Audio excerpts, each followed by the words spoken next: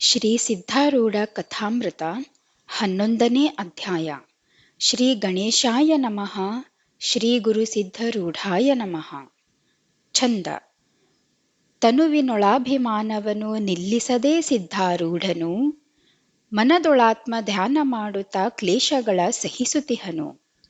ಜನರೊಳಗೆ ನಿಜಜ್ಞಾನವನು ವರ್ತನದಿ ಪ್ರಕಟಿಸುತ್ತಿರುವನು, ಮನುಜನಿಂಥ ಜ್ಞಾನಿಯನು ತಿಳಿದಾಗಲವನೇ ಧನ್ಯನು. ಯಾವಾತನ ವರ್ತನವೇ ಲೋಕಕ್ಕೆ ಬೋಧವಾಗಿರುತ್ತದೆ ಮತ್ತು ಯಾವನನ್ನು ಅನುಸರಿಸುವುದರಿಂದ ಬಂಧಗಳೆಲ್ಲ ತಾವೇ ಹರಿದು ಹೋಗುತ್ತವೆ, ಅಂಥ ಸಿದ್ಧಾರೂಢ ಗುರುವರನು ಸರ್ವರಿಗೂ ಸುಖದನಾಗಿ ಈ ಧರಣಿಯ ಮೇಲೆ ಸಂಚರಿಸುತ್ತಿರುವನು. ದುಷ್ಟ ಜನರು ಶರೀರವನ್ನು ಪೀಡಿಸುತ್ತಿರುವಾಗ ಅಂಥವರ ಕೂಡ ಶಾಂತತ್ವದಿಂದ ವರ್ತಿಸುತ್ತಿದ್ದು, ದೇಹ ದುಃಖವು ಅದು ಮನಸ್ಸಿಗೆ ಸುಖವಾಗುವುದು ಎಂಬಂತೆ ಲೋಕಕ್ಕೆ ತೋರಿಸುತ್ತಿರುವನು. ಆ ಸದ್ಗುರುರಾಯನೇ ಜನರಿಗೆ ಭವನದಿಯನ್ನು ದಾಟಲಿಕ್ಕೆ ಉತ್ತಮವಾದ ಉಪಾಯವನ್ನು ಯೋಚಿಸುತ್ತಿರುವನು. ಹಿಂದಿನ ಅಧ್ಯಾಯದಲ್ಲಿ ಸಿದ್ಧ ಸದ್ಗುರುಗಳು ವಿಜಾಪುರದಲ್ಲಿರುವಾಗ ವಿಜನ ಸ್ಥಾನದಲ್ಲಿದ್ದು ತೋರಿಸಿದ ಅವಸ್ಥೆಯನ್ನು ಕಂಡು ಲೌಕಿಕ ಜನರಿಗೆ ಬಹು ಆಶ್ಚರ್ಯವಾಗುತ್ತಿತ್ತು ಎಂಬುವುದು ವಿವರಿಸಿತು. ಕೆಲವು ದಿವಸಗಳಾದ ಮೇಲೆ ಮೊಹರಂ ಹಬ್ಬವು ಬರಲು ಕೆಲವು ತುಂಟರು ಕೂಡಿ ಸಿದ್ಧನಾಥರನ್ನು ಹಿಡಿದು ಒಂದು ನಗದ ಮೇಲೆ ಕೂಡಿಸಿ ಅದನ್ನು ಎತ್ತಿ ಹೆಗಲ ಮೇಲೆ ಹೊತ್ತುಕೊಂಡು ಮನೆ ಮನೆಗೆ ಹೋಗಿ ಹಣ ಬೇಡಿಕೊಳ್ಳುತ್ತಿದ್ದರು. ಇಡೀ ದಿವಸ ಈ ಪ್ರಕಾರ ಮಾಡುತ್ತಾ ಬಹಳ ಹಣ ಕೂಡಿಸಿದರು. ಆದರೆ ಸಿದ್ಧರು ಒಂದು ಕ್ಷಣ ಹೊತ್ತು ನಗದ ಮೇಲಿಂದ ಇಳಿದ ಕೂಡಲೇ ಆ ದುಷ್ಟರು ಅವರನ್ನು ಹೊಡೆಯುತ್ತಿದ್ದರು. ಅದನ್ನೆಲ್ಲ ಸಹಿಸಿಕೊಂಡು ನಗದ ಮೇಲೆಯೇ ಕೂತಿರುವುದರಿಂದ ಮಹಾತ್ಮರ ತೊಡೆಗಳು ಕೆತ್ತಿ ಬಾತು ನಡೆಯಲಿಕ್ಕೆ ಬಾರದಂತಾಯಿತು.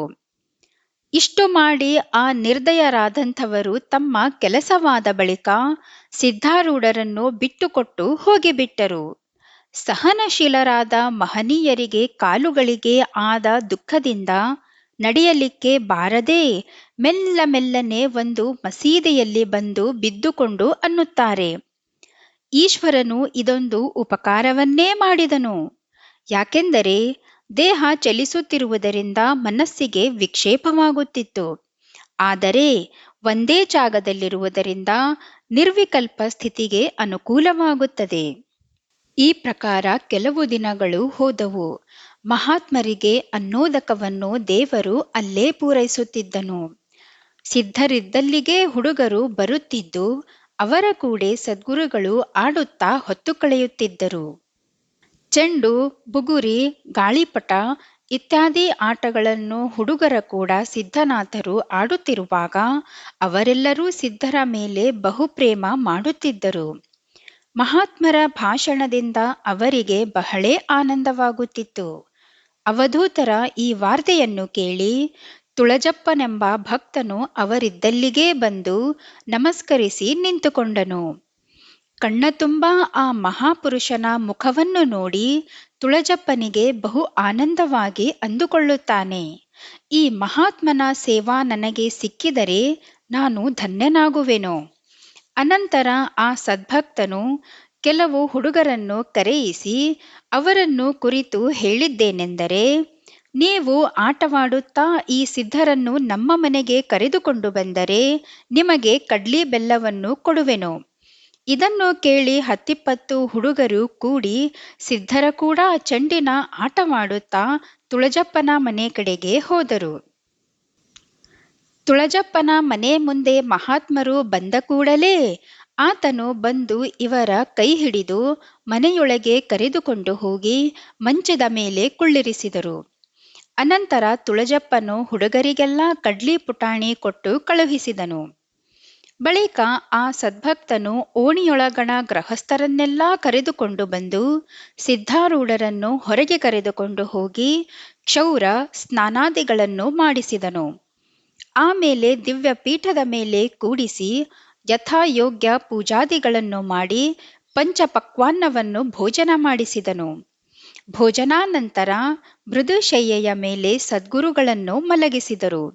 ನಿತ್ಯದಲ್ಲಿಯೂ ಸದ್ಭಕ್ತರು ಬರುತ್ತಿದ್ದು ಸಿದ್ಧರ ಕೂಡೆ ವೇದಾಂತ ವಿಚಾರವನ್ನು ಚರ್ಚೆ ಮಾಡುತ್ತಾ ತಮ್ಮ ಶಂಕೆಗಳನ್ನು ಪರಿಹರಿಸಿಕೊಳ್ಳುತ್ತಿದ್ದರು.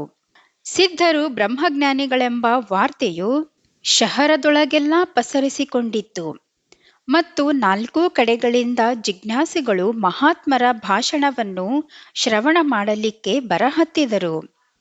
ಆಗ ಸಿದ್ಧರು ತುಳಜಪ್ಪನನ್ನು ಕುರಿತು ಅನ್ನುತ್ತಾರೆ, ಹಾರ್ಯಾಡುತ್ತಿದ್ದ ಪಕ್ಷಿಯನ್ನು ಗೂಡಿನೊಳಗೆ ಬಂಧನ ಮಾಡಿದಂತೆ ನೀನು ನನ್ನನ್ನು ಇಲ್ಲಿ ಇಟ್ಟುಕೊಂಡಿರುವಿ. ನನ್ನ ಮನಸ್ಸಿಗೆ ಇಲ್ಲಿ ಸುಖವಾಗುವುದಿಲ್ಲ. ನನ್ನನ್ನು ಅದೇ ಮಸೀದಿಯೊಳಗೆ ಬಿಟ್ಟುಬಿಡು. ಆಗ ತುಳಜಪ್ಪನು ಅದೇ ಪ್ರಕಾರ ಮಾಡಿದನು. ಸಿದ್ಧರಿರುವ ಸ್ಥಳವನ್ನು ಕೇಳಿಕೊಂಡು ಸರ್ವರೂ ಬರತೊಡಗಿದರು. ಬ್ರಾಹ್ಮಣ, ಕ್ಷತ್ರಿಯ, ವೈಶ್ಯ, ಶೂದ್ರ, ವಕೀಲ, ಫೌಜುದಾರ, ಮಾಮಲೆದಾರ ಇವರೂ ಸಹ ಮಹಾತ್ಮರ ದರ್ಶನಕ್ಕೆ ಬಂದು ಬಹಳ ಪಶ್ಚಾತ್ತಾಪಪಟ್ಟು ಅವರ ಚರಣಗಳಿಗೆರಗಿದರು.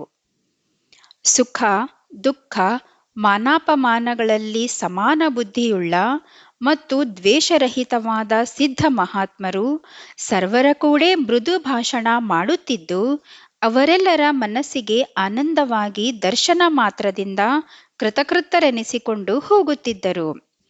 ಯಾವುದೊಂದು ಮನೆಯೊಳಗೆ ರೋಗಗ್ರಸ್ತರಿದ್ದರೆ ಕೂಡಲೇ ಸಿದ್ಧರ ಚರಣಗಳ ಮೇಲೆ ಅವರನ್ನು ಹಾಕುತ್ತಿದ್ದರು. ತತ್ಕ್ಷಣವೇ ಅವರ ಪೀಡೆಗಳು ನಿವಾರಣೆಯಾಗುತ್ತಿದ್ದವು. ಒಂದು ದಿನ ಮಹಾತ್ಮರು ಕೂಡುವ ಸ್ಥಾನದ ಮುಂದೆ ಮೈದಾನಿನಲ್ಲಿ 18 ಕುಲದವರೆಲ್ಲರೂ ಕೂಡಿ ತಮ್ಮ ತಮ್ಮ ಕುಲ ವರ್ಣಾದಿಗಳು ಶ್ರೇಷ್ಠವೆಂದು ವಿವಾದ ಮಾಡುತ್ತಿದ್ದರು. ಅವರೆಲ್ಲರೂ ಕಡೆಗೆ ಆ ವಾದವನ್ನು ಸಿದ್ಧರ ಮುಂದೆ ತರಲು ಅವರನ್ನು ಕುರಿತು ಸಿದ್ಧರೆಂದದ್ದು, ದೇವರು ಅನೇಕವಿಲ್ಲದೆ ಸರ್ವರಿಗೂ ಒಬ್ಬನೇ ಇರುವನು. ಆದರೆ ಅವನನ್ನು ಹೊಂದಲಿಕ್ಕೆ ಮಾರ್ಗಗಳು ಅನೇಕ ಇರುವವು. ಒಂದೇ ಊರಿಗೆ ಹೋಗಲಿಕ್ಕೆ ಹೇಗೆ ಅನೇಕ ರಸ್ತೆಗಳಿರುವವೋ ಹಾಗೇ ದೇವರ ಸ್ಥಾನಕ್ಕೆ ಮುಟ್ಟಬೇಕಾದರೆ ಅನೇಕ ಮತಗಳಿರುತ್ತವೆ. ದೇವರ ಕೃಪೆಯು ಸರ್ವಜೀವಿಗಳಿಗೂ ಸಾಧ್ಯವಿದೆ ಎಂಬುವುದು ನಿರ್ವಿವಾದವಿರುವುದು. ಇದನ್ನು ಕೇಳಿದ ಕೂಡಲೇ ಅವರೆಲ್ಲರೂ ವಾದವನ್ನು ಬಿಟ್ಟು ಸಿದ್ಧರಿಗೆ ನಮಸ್ಕರಿಸಿ ಅಲ್ಲಿಂದ ಹೋದರು. ಹೀಗೆ ಕೆಲವು ಕಾಲ ವಿಜಾಪುರದಲ್ಲಿ ಕಳೆದು ಆಮೇಲೆ ಸಿದ್ಧಯತಿಗಳು ಪುನಃ ಸಂಚಾರಕ್ಕೆ ಹೊರಟರು. ಆಗ ಊರೊಳಗಿನ ಭಕ್ತಜನರೆಲ್ಲರೂ ಬಂದು ಸಿದ್ಧರನ್ನು ಕುರಿತು ಪ್ರಾರ್ಥಿಸುತ್ತಾರೆ, ಸದ್ಗುರುನಾಥರೇ, ನೀವು ಇಲ್ಲಿಂದ ಹೋದ ಮೇಲೆ ನಮ್ಮನ್ನು ತಾರಣ ಮಾಡುವವರು ಮತ್ಯಾರೂ ಇಲ್ಲ. ನಿಮ್ಮ ದರ್ಶನವು ನಮಗೆ ನಿತ್ಯ ಆಗುತ್ತಿರುವಾಗ ನಾವು ಸಹಜವಾಗಿ ಧನ್ಯರಾಗುತ್ತಿದ್ದೆವು. ಈ ವಚನವನ್ನು ಕೇಳಿ ಸಿದ್ಧ ಮಹಾತ್ಮರು ಅನ್ನುತ್ತಾರೆ, ಹೇ ಸದ್ಭಕ್ತರುಗಳಿರ, ಕೇಳಿರಿ. ನೀವು ಈಗ ಜ್ಞಾನ ಬೀಜ ಮಾತ್ರ ತೆಗೆದುಕೊಂಡಿರುವಿರಿ. ಮುಂದೆ ಅದಕ್ಕೆ ಅಂಕುರ ಬರುವುದು. ಹೃದಯವೆಂಬ ಹೊಲದಲ್ಲಿ ಹುಟ್ಟಿರುವ ಈ ಬೀಜದ ಅಂಕುರವನ್ನು ಸದ್ವರ್ತನದಿಂದ ರಕ್ಷಿಸಬೇಕು. ಭಕ್ತಿಯುಕ್ತ ಕರ್ಮಗಳಿಂದ ಪಾಲಿಸಬೇಕು ಮತ್ತು ಆತ್ಮಧ್ಯಾನದಿಂದ ಪೋಷಿಸಬೇಕು. ಈ ಸಾಧನಗಳಿಂದ ಮುಂದೆ ನೀವು ನಿಶ್ಚಯವಾಗಿ ಉತ್ತಮ ಗತಿಯನ್ನು ಹೊಂದುವಿರಿ. ಅವುಗಳಿಂದ ನಿಮ್ಮ ಸಂಸಾರ ವಿಪತ್ತಿಯು ನಾಶವಾಗಿ ಬ್ರಹ್ಮ ಪ್ರಾಪ್ತಿಯು ಸುಲಭವಾಗುವುದು. ಈಗ ಅನ್ಯ ಸ್ಥಾನಗಳಲ್ಲಿರುವ ಜೀವರು ನನ್ನ ದಾರಿ ನೋಡುತ್ತಲಿದ್ದಾರೆ. ಅವರಿಗೆ ನನ್ನ ಬೋಧವನ್ನು ಕೊಡುವ ದೆಸೆಯಿಂದ ಆ ಜೀವರ ಕಡೆಗೆ ಈ ಶರೀರವು ಹೋಗುತ್ತದೆ. ಹೇಗೆ ನೀವು ನನಗೆ ಉಪಚಾರಗಳನ್ನು ಮಾಡಿದಿರೋ ಹಾಗೆ ಇಲ್ಲಿಗೆ ಬರುವ ಸಾಧು ಸತ್ಪುರುಷರಿಗೆ ಮಾಡುತ್ತಾ ಇರಿ. ಅದರಿಂದ ನಿಮ್ಮ ಮನಸ್ಸಿಗೆ ಶಾಂತಿ ಪ್ರಾಪ್ತಿಯಾಗಿ ಸರ್ವ ರೀತಿಯಿಂದ ನಿಮಗೆ ಕಲ್ಯಾಣವೇ ಆದೀತು. ಪ್ರೇಮಪೂರ್ವಕವಾದ ಈ ಅಮೃತಮಯ ಭಾಷಣವನ್ನು ಕೇಳಿ ಸರ್ವರ ನೇತ್ರಗಳಿಂದ ಪ್ರೇಮಾಶ್ರುಗಳು ಇಳಿದವು ಮತ್ತು ಕಂಠವು ಸದ್ಗದಿತವಾಗಿ ಮಾತಾಡಲಾರದೆ ಹೋದರು. ದಯಾಭರಿತರಾದ ಸದ್ಗುರುನಾಥರು ಅವರ ಪ್ರೇಮ ಸ್ಥಿತಿಯನ್ನು ನೋಡಿ ಆಶ್ವಾಸನ ಕೊಟ್ಟು ಅನ್ನುತ್ತಾರೆ, ಸದ್ಭಕ್ತರೇ, ಕೆಲವು ಕಾಲದ ಮೇಲೆ ಇಲ್ಲಿ ಸಮೀಪದ ಒಂದು ಊರಿನಲ್ಲಿ ನಾನು ಸತ್ಯವಾಗಿ ವಾಸ ಮಾಡುವೆನು. ಹೀಗೆ ನುಡಿದು ಸದ್ಗುರುನಾಥರು ದಕ್ಷಿಣ ದಿಕ್ಕಿಗೆ ನಡೆದರು. ಭಿಕ್ಷೆ ದಿಶೆಯಿಂದ ಮಾತ್ರ ಗ್ರಾಮದಲ್ಲಿ ಹೋಗುತ್ತಿದ್ದು, ಇತರ ಕಾಲವೆಲ್ಲ ಅರಣ್ಯಗಳಲ್ಲಿ ಕಳೆಯುತ್ತಿದ್ದರು. ಅಲ್ಲಿ ದನ ಕಾಯುವವರ ಕೂಡ ಆಡುತ್ತಿದ್ದು, ಹೀಗೆ ಜೀವನ್ಮುಕ್ತಿ ಸುಖದ ಸಲುವಾಗಿ ಜನಸಂಘವನ್ನು ಬಿಟ್ಟು ನಿಸ್ಸಂಗರಾಗಿ ಸಂಚಾರ ಮಾಡುತ್ತಲಿದ್ದರು. ಹೀಗೆ ಸಂಚರಿಸುತ್ತಾ ಸಿದ್ಧಾರೂಢರು ಸಿದ್ಧಾಪುರಕ್ಕೆ ಬರಲು ಅಲ್ಲಿ ಒಂದು ಚಮತ್ಕಾರವನ್ನು ನೋಡಿದರು. ಒಬ್ಬ ಜಂಗಮ ಹಠಯೋಗಿಯು ಕೈಗಳನ್ನು ನೆಲಕ್ಕೆ ಹಚ್ಚಿ ಕಾಲುಗಳನ್ನು ಮೇಲೆ ಮಾಡಿ ಗಜಂ ನಿಂತಿದ್ದನು. ಹೀಗೇಕೆಂದು ಸಿದ್ಧರು ಆತನಿಗೆ ವಿಚಾರಿಸಲು ಆತನು, ನಾನು ಹೀಗೆ ಮಾಡುವುದೇಕೆಂದರೆ ಈ ಗ್ರಾಮದವರೆಲ್ಲರೂ ಕೂಡಿ ಸಹಸ್ರ ಜಂಗಮಾರ್ಚನೆ ಮಾಡಿದರೇನೇ ನಾನು ಗಜಂ ಇಳಿಸುವೆನು, ಇಲ್ಲವಾದರೆ ಹೀಗೆ ಉಪವಾಸ ನಿಂತು ಬಿಡುವೆನು. ಈತನು ಜಂಗಮನಾಗಿ ನಮ್ಮ ಗ್ರಾಮದಲ್ಲಿ ಉಪವಾಸ ನಿಂತಿರುವಾಗ ನಾವು ಹೇಗೆ ಊಟ ಮಾಡಬೇಕೆಂದು ಊರವರೆಲ್ಲರೂ ಊಟ ಮಾಡದೇ ಇರುತ್ತಿರಲು ಬಹಳವಾಗಿ ತಳಮಳಿಸುತ್ತಿರುವ ಆ ಜನರನ್ನು ಕಂಡು ಅವಧೂತರು ಅವರನ್ನು ಕುರಿತು, ಸದ್ಭಕ್ತರೇ, ನನ್ನ ವಚನವನ್ನು ಕೇಳಿರಿ. ನೀವು ಸಹಸ್ರ ಜಂಗಮಾರ್ಚನೆ ಮಾಡಿಸುವೆವೆಂದು ಈ ಜಂಗಮನಿಗೆ ಹೇಳಿ ನಮಸ್ಕಾರ ಮಾಡಿರಿ. ನಾನು ಆತನಿಗೆ ಸಮಾಧಾನ ಮಾಡುತ್ತೇನೆ ಎಂದು ಅಂದರು. ಅದನ್ನು ಕೇಳಿ ಗ್ರಾಮದ ಜನರು ಸಂತೋಷಯುಕ್ತರಾಗಿ ಸಹಸ್ರ ಜಂಗಮಾರ್ಚನೆ ಮಾಡಿಸುತ್ತೇವೆಂದು ಆ ಜಂಗಮನಿಗೆ ನಮಸ್ಕರಿಸಿದರು. ಆಗ ಆತನು ಗಜಂ ಇಳಿಸಿ ಕೂತನು. ಸಿದ್ಧರು ಕೂಡಲೇ ಬಂದು ಅವನನ್ನು ಕುರಿತು, ಜಗಭರಿತ ಜಂಗಮನಿರುವಾಗ ಯಾವ ಜಂಗಮನನ್ನು ಉಣಿಸುವಿ? ಜಂಗಮರೆಂತ ಕೆಲವರಿದ್ದಾರೆ ಅನ್ನುವಿಯಾದರೆ ಅಂಥವರು ಷಡುರ್ಮಿ ಸಹಿತ ಇರುವರೋ ರಹಿತರಿರುವರೋ? ಷಡುರ್ಮಿ ಸಹಿತ ಜಂಗಮರೆಂದರೆ ಅವರು ಬದ್ಧರಿರುವುದರಿಂದ ಪೂಜೆಗೆ ಅಯೋಗ್ಯರು. ಷಡುರ್ಮಿ ರಹಿತರೆಂದ ಮೇಲೆ ನಿತ್ಯ ತೃಪ್ತರಾದ ಅಂಥವರಿಗೆ ನೈವೇದ್ಯವು ನಿಷ್ಪ್ರಯೋಜಕವಾಗಿರುತ್ತದೆ ಎಂದು ನುಡಿದ ಶಾಸ್ತ್ರೀಯ ಭಾಷಣವನ್ನು ಕೇಳಿದ ಕೂಡಲೇ ಆ ಜಂಗಮನು ನಿರುತ್ತರನಾದನು. ಆಮೇಲೆ ಏಕಾಂತದಲ್ಲಿ ಅವನನ್ನು ಕರೆದುಕೊಂಡು ಹೋಗಿ ಸಿದ್ಧರು, ಈ ಡಾಂಭಿಕ ವರ್ತನವನ್ನು ಬಿಟ್ಟುಬಿಡು. ಜನರಿಗೆ ಇದು ತಿಳಿಯಿತೆಂದರೆ ನಿನಗೆ ಅಪಮಾನವಾಗುವುದು ಎಂದು ಅಂದದ್ದು ಕೇಳಿ ಆತನು ಲಜ್ಜಿತನಾದನು. ಆಮೇಲೆ ಸಿದ್ಧನಾಥರು ಹಾಲು ಮತ್ತು ಸಕ್ಕರೆ ತರಿಸಿ ಆ ಜಂಗಮನಿಗೆ ಕೊಟ್ಟು ಜನರನ್ನು ಕುರಿತು, ಜಂಗಮನು ಜಗದ್ಭರಿತನಿರುವನು. ಈ ಜಂಗಮನಿಗೆ ತೃಪ್ತಿ ಮಾಡುವುದರಿಂದ ಜಗತ್ತೆಲ್ಲ ತೃಪ್ತಿಯಾಯಿತೆಂದು ತಿಳಿಯಿರಿ. ಈಗ ನೀವು ನಿಶ್ಚಿಂತರಾಗಿ ನಿಮ್ಮ ಗೃಹಕೃತ್ಯದ ಕಾರ್ಯಗಳಿಗೆ ಉದ್ಯುಕ್ತರಾಗಿರಿ ಎಂದು ನುಡಿಯಲು ಅವರೆಲ್ಲರೂ ಸದ್ಗುರುಗಳನ್ನು ಸುತ್ತಿಸುತ್ತಾ ಆನಂದದಿಂದ ಮನೆಗಳಿಗೆ ತೆರಳಿದರು. ಸಿದ್ಧಯತೀಶ್ವರರು ಅಲ್ಲಿಂದ ಮುಂದೆ ಹೋಗುತ್ತಿರುವಾಗ ಯಾದವಾಡಕ್ಕೆ ಬಂದು ಒಂದು ಮನೆಯ ಮುಂದೆ ಭಿಕ್ಷೆಗೆ ನಿಲ್ಲಲು ಒಬ್ಬ ಸ್ತ್ರೀಯಳು ಅವರಿಗೆ ಒಂದು ರೊಟ್ಟಿ ಕೊಟ್ಟಳು. ಆ ರೊಟ್ಟಿಯ ಮೇಲೆ ಸ್ವಲ್ಪ ಪಲ್ಯವಿರಲು ರೊಟ್ಟಿ ತುಂಬಾ ಪಲ್ಯವಿಲ್ಲವೆಂದು ಮಹಾತ್ಮರು ನುಡಿದರು. ಆಗ ಆಕೆಯು ಅದೇ ಪಲ್ಯವನ್ನು ರೊಟ್ಟಿಯ ಮೇಲೆಲ್ಲಾ ಸವರಿಕೊಡಲು ಸಿದ್ಧರು, ಈಗ ಮುರಿಯಲಿಕ್ಕೆ ರೊಟ್ಟಿ ಇಲ್ಲವಲ್ಲ ಅಂದರು. ಇದನ್ನು ಕೇಳಿ ಆಕೆಯು ನಗುತ್ತಾ ಈತನು ಹುಚ್ಚನಿದ್ದಾನೆಂದು ಒಳಗೆ ಹೋದಳು. ಈ ಪ್ರಕಾರ ಉನ್ಮತ್ತಚರ್ಯೆಯನ್ನು ತೋರಿಸುತ್ತಾ ಅವಧೂತರು ಸಂಚರಿಸುತ್ತಿದ್ದರು. ಹಾಗೆಯೇ ರೊಟ್ಟಿ ಕೈಯಲ್ಲಿ ಹಿಡಕೊಂಡು ಸಿದ್ಧರು ಅಲ್ಲಮಯ್ಯ ಎಂಬ ಪುರಾಣಿಕನು ತನ್ನ ಮನೆಯೊಳಗೆ ಪುರಾಣ ಹೇಳುತ್ತಿರುವುದನ್ನು ನೋಡಿ ಒಳನುಗ್ಗಿದರು. ಮಹಾತ್ಮರ ಈ ಉನ್ಮತ್ತಚರ್ಯೆಯನ್ನು ಕಂಡು ಪುರಾಣಿಕನು ಅಲ್ಲಿದ್ದವರನ್ನು ಕುರಿತು, ಈ ಭವಿಯನ್ನು ಹೊರಗೆ ಹಾಕಿರಿ ಎಂದನ್ನಲು ಸಿದ್ಧರು ಬಲತ್ಕಾರದಿಂದ ಒಳಗೆ ಉಳಿದರು. ಆಗ ಪುರಾಣವು ಯಥಾರೀತಿ ನಡೆಯುತ್ತಿರುವಾಗ ಆ ಚನ್ನಬಸವ ಪುರಾಣದೊಳಗಣ ಈಶ್ವರನ ಪಂಚವಿಂಶತಿ ಲೀಲೆಗಳ ಪೈಕಿ ಅಂಧಕಾಸುರಾರಿತ್ವವನ್ನು ಪುರಾಣಿಕನು ನಿರೂಪಿಸುತ್ತಿದ್ದನು. ಉಪಮಾಲಂಕಾರ ವರ್ಣಿಸುವಾಗ ಗಜದಂಥ ಆಮ್ರವೃಕ್ಷವಿದ್ದು ಅದರ ಎದುರಿಗೆ ಶಂಕರನು ತಪಸ್ಸು ಮಾಡುತ್ತಿರುವಾಗ ವೃಕ್ಷದ ಮೇಲೆ ಮಧು ಮಿತ್ರವೆಂಬೆರಡು ಪಕ್ಷಿಗಳು ಪರಸ್ಪರ ಭಾಷಣ ಮಾಡುತ್ತಿದ್ದವು. ಆಗ ವಿದ್ಯುಲ್ಲತ ಎಂಬ ಶಬ್ದವು ಬರಲು ಪುರಾಣಿಕನನ್ನು ಕುರಿತು ಸಿದ್ಧರು, ವಿದ್ಯುಲ್ಲತ, ಈ ಶಬ್ದಕ್ಕೆ ಸಂಬಂಧ ಯಾವುದು, ವೃಕ್ಷವೋ ಗಜವೋ ಎಂದು ಕೇಳಲು ಪುರಾಣಿಕನು ನಿರ್ಣಯ ಹೇಳಲಾರದೆ ನಿರುತ್ತರನಾದನು. ಆಗ ಅವಧೂತರನ್ನುತ್ತಾರೆ, ಆ ಶಬ್ದವು ವೃಕ್ಷಕ್ಕೆ ಸಂಬಂಧವಾಗಿದ್ದರೆ ವೃಕ್ಷದ ಸ್ಥಾವರ ಸ್ಥಿತಿಯಿದ್ದು ಅದು ವಿರುದ್ಧವಾಗುವುದು. ಗಜಕ್ಕೆ ಹೇಗೆ ಸಂಬಂಧವಾಗುವುದು? ಪುರಾಣಿಕನು ಈ ವಿವೇಚನವನ್ನು ಕೇಳಿ, ಈತನು ನಾನು ತಿಳಿದಂತೆ ಹುಚ್ಚಭವಿಯಲ್ಲ, ಈ ವ್ಯಕ್ತಿ ಬೇರೆ ಇದೆ ಎಂದು ಚಿಂತಿಸುತ್ತಾ, ಮಹಾತ್ಮರೇ, ನೀವೇ ಹೇಳಿರಿ ಎಂದು ನುಡಿಯಲು ಸಿದ್ಧಗುರುಗಳು, ವಿದ್ಯುಲ್ಲತೆಯ ಉಪಮೆಯು ಎಲ್ಲಿ ಸಂಬಂಧ ಮಾಡಬೇಕೆಂದರೆ, ಪಿಪೀಲಿಕಾದಿ ಗಜಾಂತ ಚರದೇಹಗಳಲ್ಲಿ ಅವುಗಳ ಬುದ್ಧಿವೃತ್ತಿಯೆಂಬ ದರ್ಪಣದಲ್ಲಿ ಚಿದಾಭಾಸನು ಪ್ರತಿಬಿಂಬಿಸುತ್ತಾನೆ. ಈ ಚಿದಾಭಾಸನಿಗೆ ವಿದ್ಯುಲ್ಲತೆಯ ಉಪಮೆಯು ಸಲ್ಲುತ್ತದೆ.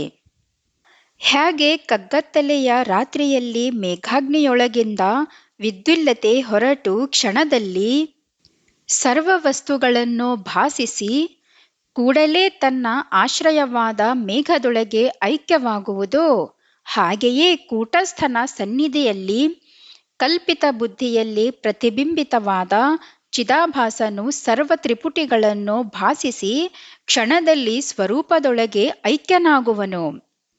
ಆದ್ದರಿಂದ ಈ ಚಿದಾಭಾಸನೇ ವಿದ್ಯುಲ್ಲತೆಗೆ ಯೋಗ್ಯ ಉಪಮೇಯನಾಗುವನು ಎಂದು ಹೇಳಿ ಅವಧೂತರು ತಮ್ಮ ಕೈಯಲ್ಲಿದ್ದ ರೊಟ್ಟಿಯನ್ನು ಪುರಾಣದ ಮೇಲೆ ಇಟ್ಟುಬಿಟ್ಟರು. ಪುರಾಣಿಕನು ಆ ರೊಟ್ಟಿಯನ್ನು ಕೈಯಲ್ಲಿ ತಕ್ಕೊಂಡು ಮಹಾಪ್ರಸಾದವೆಂದು ಮಸ್ತಕಕ್ಕೆ ಮುಟ್ಟಿಸಿದನು ಮತ್ತು ಪಾಪೋಹಂ ಪಾಪೋಹಂ ಅನ್ನುತ್ತಾ ಸಿದ್ಧರಿಗೆ ನಮ್ರಭಾವದಿಂದ ನಮಸ್ಕಾರ ಮಾಡಿ ಸಿದ್ಧರನ್ನು ಕುರಿತು, ನೀವು ಬ್ರಹ್ಮನಿಷ್ಠ ಸದ್ಗುರುಗಳಿರುವಿರಿ, ನಾನು ಕಾಶಿಗೆ ಹೋಗಬೇಕೆಂದು ನಿಶ್ಚಯಿಸಿದ್ದೇನೆ, ತಮ್ಮ ಆಜ್ಞೆಯಾಗಬೇಕು ಎಂದು ಕೇಳಲು ಸಿದ್ಧಾರೂಢರು, ಕಾಶಿಗೆ ಹೋದವರು ತಿರುಗಿ ಬರುವುದಿಲ್ಲ, ನೀನು ಅಲ್ಲಿಗೆ ಏಕೆ ಹೋಗುತ್ತೀ ಎಂದು ಕೇಳಲು, ನಾನು ಹೋಗುವುದು ನಿಶ್ಚಯಿಸಿರುತ್ತೇನೆ ಎಂದು ಅಲ್ಲಮಯ್ಯನು ಅಂದನು. ಅದಕ್ಕೆ ಸಿದ್ಧಮುನಿಗಳು, ಹಾಗಾದರೆ ಹೋಗು, ಅಲ್ಲಿಯೇ ನಿನಗೆ ಮೋಕ್ಷ ಸಿಗುವುದು ಎಂದೆನ್ನಲು, ಇದೇ ಆಶೀರ್ವಾದವೆಂದು ಆ ಸದ್ಗುಣಶಾಲಿಯಾದ ಪುರಾಣಿಕನು ಕೆಲವು ದಿನಗಳಾದ ಮೇಲೆ ಕಾಶಿ ಯಾತ್ರೆಗೆ ಹೋದನು. ಆದರೆ ಕಾಕತಾಳೀಯ ನ್ಯಾಯದಂತೆ ಅವನು ಅಲ್ಲಿಯೇ ತೀರಿ ಹೋದನು. ಆಮೇಲೆ ಸಿದ್ಧಾರೂಢರು ಆ ಗ್ರಾಮವನ್ನು ಬಿಟ್ಟು ಕಿಲ್ಲೆಯೊಳಗಿಂದ ಹೊರಬೀಳುವಾಗ 3 ಘಳಿಗೆ ರಾತ್ರಿಯಾಗಿದ್ದು ವಿಶೇಷ ಕತ್ತಲೆಯಾಗಿತ್ತು. ಅದೇ ಸಮಯದಲ್ಲಿ ಆ ಗ್ರಾಮದ ಫೌಜುದಾರನು ಕೆಲವು ಸಿಪಾಯಿಯರನ್ನು ಕರೆದುಕೊಂಡು ಕಳ್ಳರ ತಪಾಸಣೆಗಾಗಿ ಮುಂದಿನಿಂದ ಬರುತ್ತಿದ್ದನು. ಆತನು ಸಿದ್ಧರನ್ನು ಕಂಡು ಪ್ರಶ್ನೆ ಮಾಡಲು ಮಹನೀಯರು ಉತ್ತರ ಕೊಡಲಿಲ್ಲ. ಚೋರಾಕಾರವಾದ ಆ ಫೌಜುದಾರನ ಮನಸ್ಸು ಕಂಡವರನ್ನೆಲ್ಲ ಕಳ್ಳರಂತೆ ಭಾಸಿಸುತ್ತಿತ್ತು. ಹೀಗಾಗಿ ಆತನು ಸಿದ್ಧರನ್ನೂ ಕಳ್ಳನಂತೆ ಭಾವಿಸಿ ಅವರನ್ನು ಹೊಡೆಯಿರೆಂದು ಸಿಪಾಯಿಯರಿಗೆ ಆಜ್ಞಾಪಿಸಲು ಅವರು ಮಹಾತ್ಮರಿಗೆ ಯಥೇಷ್ಟ ಹೊಡೆದರು. ಅನಂತರ ಸಿದ್ಧರನ್ನು ಗ್ರಾಮದ ಹೊರಗೆ ಕಳುಹಿಸಲು ಸಿದ್ಧಯತಿಗಳು ಒಂದು ಗೂಡಿನೊಳಗೆ ಹೋಗಿ ಮಲಗಿಕೊಂಡರು. ಈ ವಾರ್ತೆಯು ಪುರಾಣಿಕನು ಕೇಳಿ ಅವನು ಗುರುಗಳನ್ನು ಶೋಧಿಸುತ್ತಾ ಸಿದ್ಧರು ಮಲಗಿಕೊಂಡಿರುವ ಗುಡಿಗೆ ಬಂದನು. ನೋವಿನಿಂದಲೂ ಶ್ರಮದಿಂದಲೂ ಬಿದ್ದಿರುವ ಸದ್ಗುರುನಾಥರನ್ನು ಕಂಡು ಮರಳಿ ಗ್ರಾಮಕ್ಕೆ ಬರಬೇಕೆಂದು ಪ್ರಾರ್ಥಿಸಲು ಸಿದ್ಧರು ಒಪ್ಪಿಕೊಳ್ಳದಿರಲು ಆತನು ಗ್ರಾಮದೊಳಗಿಂದ ಮಹಾತ್ಮರಿಗೋಸ್ಕರ ನೈವೇದ್ಯವನ್ನು ತರಿಸಿದನು. ಅದನ್ನು ಅರ್ಪಿಸಿ ಬಹುಕನಿಕರದಿಂದ, ಹೇ ಸಿದ್ಧ ಗುರುಗಳೇ, ನಿಮ್ಮನ್ನು ನೋಡಿ ನನ್ನ ಕಣ್ಣೊಳಗಿಂದ ನೀರು ಸುರಿಯುತ್ತವೆ. ದುರ್ಧರವಾದ ಪ್ರಾರಬ್ಧವು ನಿಮ್ಮನ್ನು ಕಾಡುವುದು ನಮ್ಮಿಂದ ನೋಡಲಾಗುವುದಿಲ್ಲ. ಇದನ್ನು ಕೇಳಿ ಸದ್ಗುರುರಾಯರು ಹಿಂದಿನ ವೃತ್ತವನ್ನು ನೆನಪು ಮಾಡಿ, ಅದರ ಮುಂದೆ ಇದು ಏನೇನೂ ಅಲ್ಲ, ಅದೇನೆಂದರೆ, ಬಳ್ಳಾರಿಯಲ್ಲಿ ರಸ್ತೆ ಮೇಲಿಂದ ಒಮ್ಮೆ ಸಿದ್ಧರು ಹೋಗುತ್ತಿರುವಾಗ ಅವರು ಒಬ್ಬರ ಮನೆ ಮುಂದೆ ನಿಂತರು. ಆಗ ದ್ವಾರಪಾಲಕನು ಬಂದು, ಬಾಬಾಜಿ, ನೀನು ಯಾರು ಇದ್ದಿ ಎಂದು ಕೇಳಲು ಮಹಾತ್ಮರು ಉತ್ತರ ಕೊಡಲಿಲ್ಲ. ಆಗ ಆತನು ಬಹಳ ಸಿಟ್ಟಿನಿಂದ, ಮೊನ್ನೆ ಸಾವಕಾರನ ಮನೆಗೆ ಕನ್ನ ಹಾಕಿದಿರಿ, ಈಗ ಪಾಳತಿ ನೋಡಲಿಕ್ಕೆ ಬಂದಿರುವಿ, ನನಗೆ ಗೊತ್ತಾಯಿತು ಎಂದು ನುಡಿದು ಸಿದ್ಧರನ್ನು ಹಿಡಿದು ನೂಕಿದನು.